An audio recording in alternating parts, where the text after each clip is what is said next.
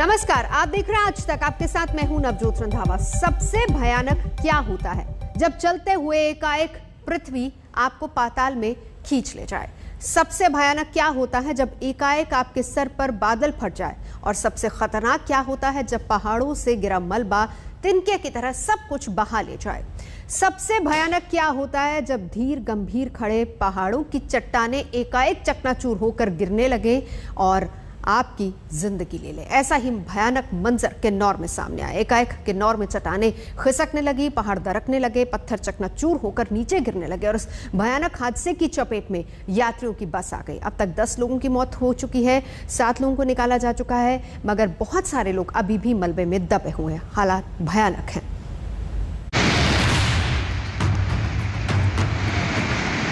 बस को बच गया, वो पत्थर और देखो। चट्टानें ऐसे चकनाचूर हुई कि देखने वाले दहशत से भर गए। वो देखो अभी और कट नहीं रहा है ये, है ना? पहाड़ ऐसे ढहा जैसे ढहता है कोई रेत का टीला। धरती ऐसी सरकी कि जमींदोज हो गए पहाड़। तो कुदरत ने एक बार फिर अपना क्रोध दिखाया है, ऐसा क्रोध जिसके जद में 40 से ज्यादा जिंदगियां आ गई। ये पूरा इलाका 50 से 60 डिग्री का स्लोप है नीचे नदी की तरफ। बिल्कुल साफ मौसम था, ऐसी कोई अंदेशा नहीं था और 6 से 7 गाड़ियां जो मूव कर रही थी, अचानक ही लगभग 200 मीटर का एक क्षेत्र था जो सड़क के साथ, वहां पर ये पत्थर गिरने लगे। किसे मालूम था कि एकाएक धरती डोलेगी और पहाड़ यूं ढहेगा? किसे मालूम था कि पहाड़ यूं ढहेगा और गिर पड़ेगा उस बस पर जिसमें 40 यात्री सवार होंगे? यात्रियों को भी कहां मालूम था कि अपने अपने सफर पर निकले यात्रियों के लिए ये सफर इतना बड़ा और इतना गहरा और दर्दनाक जख्म देने वाला होगा। एक बस थी जो 32 सीटर थी शायद, और साथ ही साथ एक ट्रक और चार गाड़ियां और 6 गाड़ियां और लगभग 40 से 60 के बीच लोग थे। चट्टानों के टूटने के बाद की तस्वीरें बहुत भयानक हैं, रूह को कपा देने वाली हैं।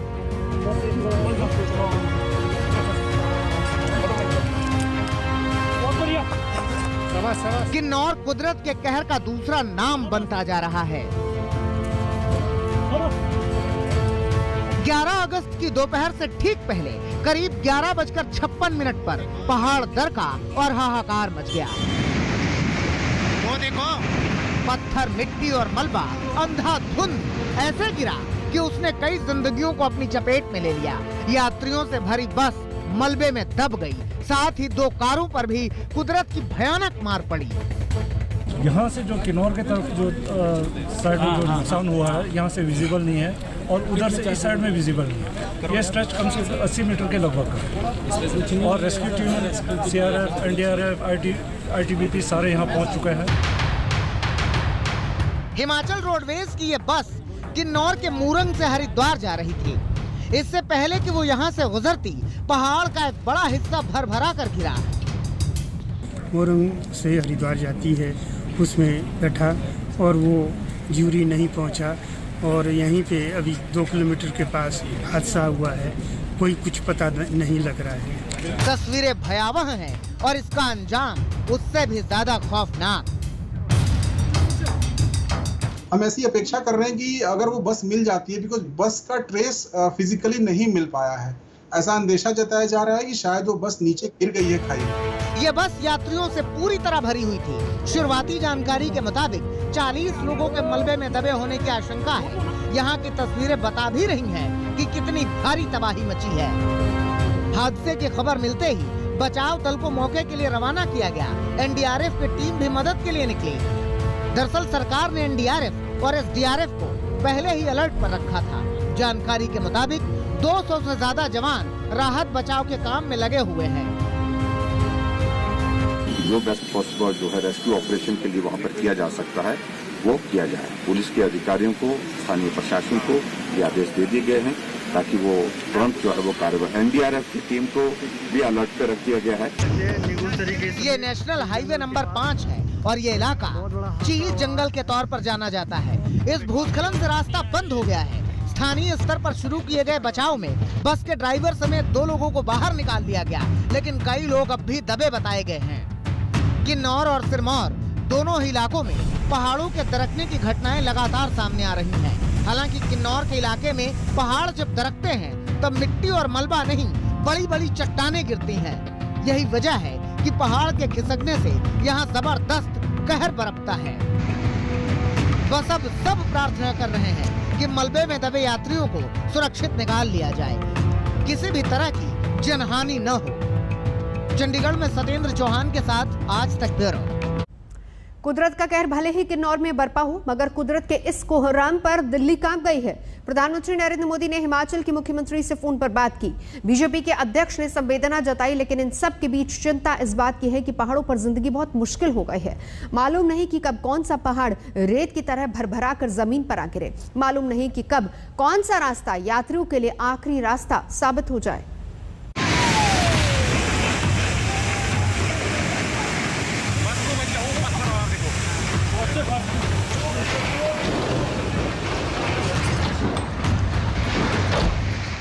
कुदरत जब क्रोध दिखाती है तो ऐसी तस्वीरें सामने आती हैं। वो देखो,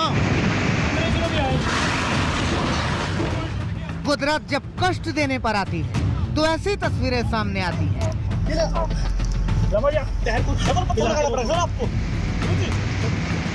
कुदरत जब कहर बरपाती है तो ऐसी तस्वीरें सामने आती हैं। वो देखो नीचे क्या हुआ थे, दोनों रोड बंद किए इसने। किन्नौर का यह हादसा इतना भयानक है जिसने हाहाकार मचा दिया। बस को बच गया, वो पत्थर और देखो। 40 से ज्यादा लोगों के दबे होने की आशंका ही मारक थी। इसीलिए पीएम मोदी ने हादसे के तुरंत बाद संवेदना जताई। पीएम ने हिमाचल प्रदेश के मुख्यमंत्री जयराम ठाकुर से बात की और किन्नौर हादसे पर हर संभव मदद का भरोसा दिया। बीजेपी अध्यक्ष जेपी नड्डा ने भी हादसे पर दुख जताया। उन्होंने ट्वीट किया, हिमाचल प्रदेश के किन्नौर में भूस्खलन बेहद परेशान करने वाला है, क्योंकि कई लोगों के फंसे होने की खबर है। बचाव के लिए आईटीबीपी की टीमों को लगाया गया है।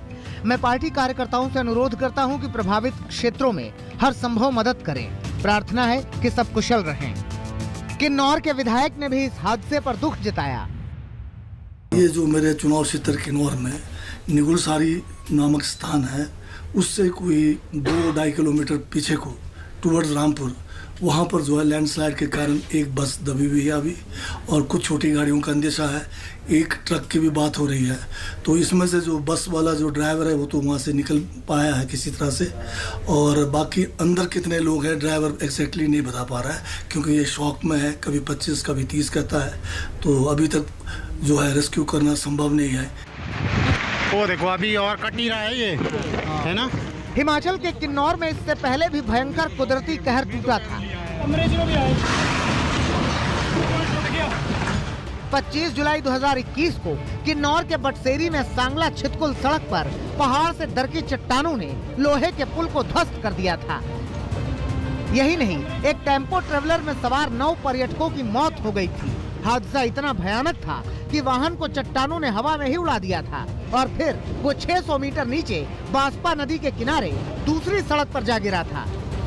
मर के यार, ये क्या पार वाला चढ़ जाए। वहीं सिरमौर में पहाड़ ऐसे खिसका था कि नेशनल हाईवे 707 का करीब आधा किलोमीटर हिस्सा पूरी तरह नीचे आ गया था। दूर तक सड़क का नामो निशान मिट गया था। वो देखो बस बची। और अब किन्नौर में हुए इस हादसे ने एक बार फिर से चेतावनी दी है कि पहाड़ों पर जिंदगी खतरों से भरी पड़ी है। कम से कम ऐसे वक्त में कभी भी पहाड़ दरक सकते हैं, चट्टानें चकनाचूर हो सकती हैं, जमीन धंस सकती है, और सरल से दिखने वाले रास्तों पर कभी भी मलबा आ सकता है। चंडीगढ़ में सत्येंद्र चौहान के साथ आज तक ब्यूरो। लोकसभा और राज्यसभा दोनों को अनिश्चितकाल के लिए स्थगित कर दिया गया है। मतलब संसद का मॉनसून सत्र खत्म हो गया है, लेकिन ये सब कुछ तय वक्त से 2 दिन पहले ही समाप्त हो गया। और तो और राज्यसभा में सत्ताधारी और विपक्षी सांसदों में धक्का मुक्की तक की नौबत आ गई। मार्शलों पर मारपीट का आरोप लग रहा है। सरकार सख्ती के मूड में है, तो विपक्षी नेता आज संसद से विजय चौक तक विरोध मार्च निकालेंगे।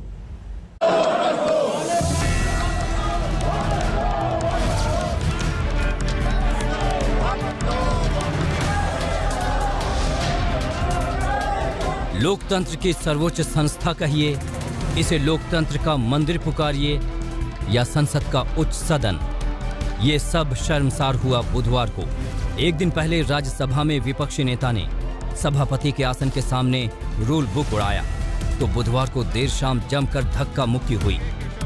सत्ताधारी और विपक्षी सांसदों में, विरोधी सांसदों और सदन के मार्शलों में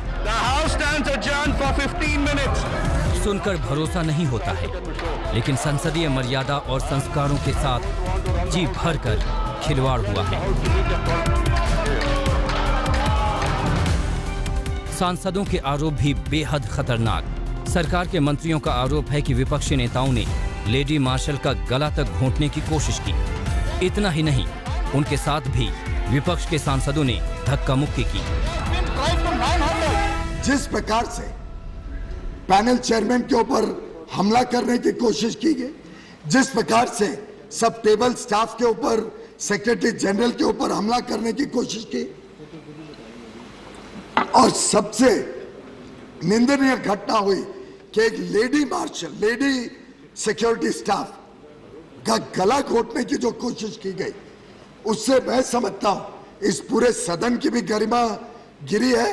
मार्शल को मैन हैंडलिंग का कोशिश हुआ, इससे पहले भी एक बार था, इस बार तो पूरा हद पार करके, crossing all the limits, marshal के ऊपर हमला करने का कोशिश किया, मार्शल को गला दबा दिया। फिर भी मार्शल अत्यंत संयम के साथ विद अटमोस्ट पेशेंस वो खड़े हुए थे। ये तो आरोप हैं देश के 2 मंत्रियों के, लेकिन विपक्ष की अपनी अलग दलील है। कांग्रेस का पलटवार है कि संसद में इतने मार्शल लगाए गए हैं कि इसे किला बना दिया गया है। टीएमसी का आरोप है कि उनकी एक महिला सांसद के हाथ में चोट आई है। सरकार की सख्ती से नाराज पूरे विपक्ष ने राज्यसभा से वॉकआउट कर दिया। हमारे खिलाफ मार्शलों को यूज किया गया, खासकर हमारे महिलाओं के मार्शल ने एक फिजिकली मैन हैंडलिंग किया और हमारे महिलाएं उनके लिए कोई सेफ्टी नहीं है, और महिला मेंबर को अगर सदन में सेफ्टी नहीं है तो आप इसके ऊपर सोचिए कि किस ढंग से यह सरकार चल रही है। दरअसल संसद के ऊपरी सदन में बवाल तब शुरू हुआ जब राज्यसभा में ओबीसी आरक्षण बिल को पास कर दिया गया। उसके बाद वहां आयुष मंत्रालय से जुड़े 2 बिल भी पास हो गए, लेकिन इसी के बाद हंगामा इतना तेज हो गया कि मार्शलों को बुलाना पड़ा। भारी हंगामे के बीच लोकसभा और राज्यसभा दोनों को अनिश्चित काल के लिए स्थगित कर दिया गया है। सरकार ने बवाल मचाने वाले विपक्षी सांसदों के खिलाफ सख्त एक्शन की मांग की है, तो 15 विपक्षी दलों ने आज एक साथ अपने विरोध को जनता के सामने रखने का अलग तरीका अपनाया है। आज 15 सरकार विरोधी दल अपने सांसदों के साथ संसद से विजय चौक तक मार्च करेंगे। इसके साथ राहुल गांधी भी विजय चौक तक कदमताल करेंगे। वो जनता को बताएंगे कि कैसे सरकार ज्वलंत मुद्दों पर चर्चा के लिए तैयार नहीं है, कैसे सरकार ने मॉनसून सत्र को 2 दिन पहले ही खत्म कर दिया। गलती किसी भी पक्ष की हो, लेकिन चोट लोकतंत्र के मंदिर को पहुंची है, करोड़ों लोगों की भावनाओं को पहुंची है, जो इन सांसदों में अपनी सियासी आस्था रखते हैं। इससे कोई इनकार नहीं कर सकता कि सदन में मर्यादाओं को तार तार किया गया है। समझने की जरूरत है कि ये कोई स्कूल की क्लास नहीं है जहां छोटे बच्चों को छड़ी से डराया जाए, बल्कि हंगामा, बवाल और धक्का मुक्की में शामिल इन किरदारों को खुद समझदार और संवेदनशील होना जरूरी है। आज तक ब्यूरो। रुकेंगे एक ब्रेक के लिए। आज तक पर खबरों का सिलसिला जारी है, देखते रहिए आज तक।